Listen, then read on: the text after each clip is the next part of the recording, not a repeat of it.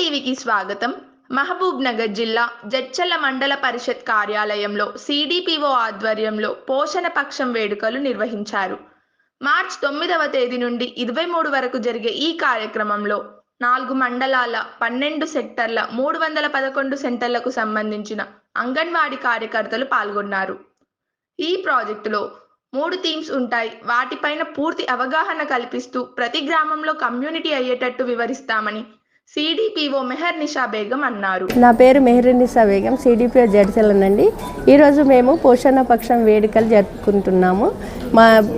మా ప్రాజెక్టులో 311 సెంటర్స్ ఉన్నాయి. 4 మండలం నుండి అందరికీ పిలవడం జరిగింది. ఇది మార్చి 9 నుండి మార్చి 24 వరకు జరుపుకుంటున్నాం.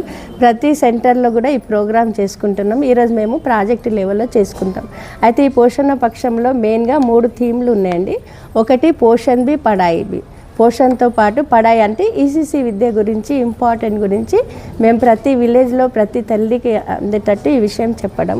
సెకండ్ది గిరిజన సాంప్రదాయ ప్రాంతిక స్థానిక ఆహార పద్ధతులపై అవగాహన కల్పించడము.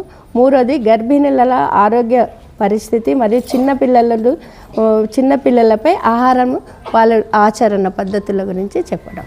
ఇది మెయిన్ 3 థీమ్లు ఉన్నాయండి. దీని గురించి ఈరోజు వాళ్ళకందరికీ దీని గురించి డీటెయిల్గా చెప్తాం. వాళ్ళ విలేజ్లో సెంటర్లో ప్రతి ఒక్కరికి కమ్యూనిటీ లెవెల్లో ఇది అందేటట్టు వాళ్ళు చేయడం దీని మెయిన్ ఉద్దేశం.